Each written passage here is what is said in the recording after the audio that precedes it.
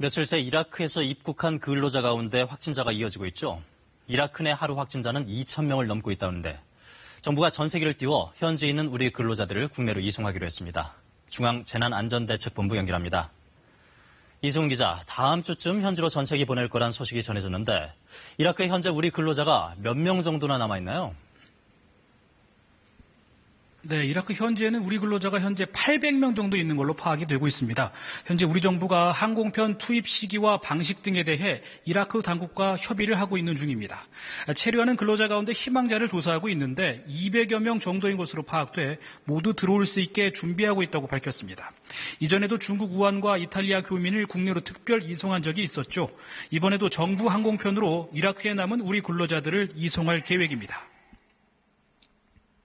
귀국 후에는 지역사회 감염을 막기 위해 귀국자 전원에 대해 검사를 실시하고 별도의 시설에서 2주간 생활하도록 할 계획입니다.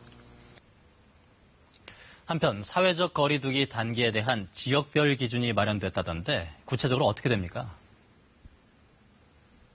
네, 그동안 전국 단위의 기준은 있었지만 지역별 기준이 명확하게 없었기 때문인데요. 기본 골격은 이렇습니다. 사회적 거리두기 단계 조정을 7개 권역별로 나눠서 진행하고 각 권역별로 기준을 따로 두는 겁니다. 정부가 제시한 기준을 보면요. 일주일 동안 하루 확진자 평균이 수도권은 40명, 충청과 호남, 경북권은 20명, 경남 25명, 강원과 제주권은 10명을 초과하면 2단계로 거리두기를 격상합니다.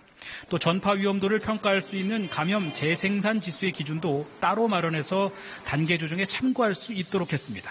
물론 이런 기준에 맞지 않아도 단기간에 환자가 급증한다면 시도 자체적으로 거리두기 단계를 조정할 수 있습니다. 끝으로 코로나 사태가 길어지면서 우울감 호소하는 분들이 많은데 이에 대해 정부의 언급이 있었다고요? 네, 사흘 전에 9시 뉴스를 통해 대책 마련이 시급하다는 점을 집중적으로 보도했는데요. 이에 따라 정부가 구체적인 대책 마련에 들어갔습니다. 코로나 상황이 길어지면서 우울 증상이나 불면증, 심한 경우 공황 장애 증상까지 호소하는 사례가 나오고 있기 때문입니다.